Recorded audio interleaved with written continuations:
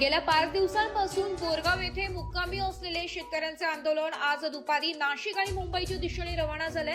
Comrade JP Gavit यांच्या शिष्टमंडळाला जिल्हाधिकाऱ्यांनी चर्चेसाठी बोलावले, मात्र सकारात्मक तोडगा न निघाल्याने कॉम्रेड जेपी गावित आणि सुरगाणा तालुका कमिटीचे मुंबईच्या दिशेने आगेकूच करण्याचा निर्णय घेतलाय।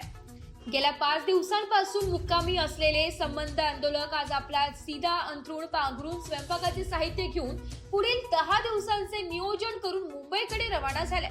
गेंड्याच्या कातडीचे असंवेदनशील सरकार गोरगरीब आदिवासी शेतकरी शेतमजूर बांधवांचे प्रश्न सोडू शकता नाही, शेतकऱ्यांना बन्याय देऊ शकत नाही। शेतकरी थंडीत रस्त्यावर मुक्कामे करत आहे याची जाणीव नाही। यामुळे अखेर आज दुपारी शेतकरी नेते कॉम्रेड जेपी गावित यांनी आपल्या आंदोलकांचा ताफा नाशिक आणि मुंबईकडे रवाना केला। स्वतः कॉम्रेड जेपी गावित 7 ते 8 हजार आंदोलकांसह नाशिकच्या दिशेने निघाले। येत्या 2 दिवसात नाशिक जिल्हाधिकारी कार्यालयावर हे आंदोलक पोहोचतील। नाशिक जिल्हाधिकारी कार्यालयाच्या गेटवर घेराव घालतील, त्यानंतर मुंबईच्या दिशेने आगेकूच करतील असे कॉम्रेड जेपी गावित यांनी सांगितलं।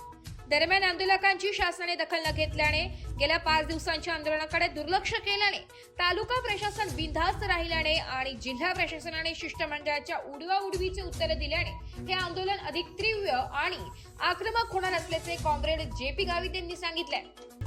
एस मराठी न्यूज साठी तालुका प्रतिनिधी लक्ष्मण बागुल, सुरगाणा।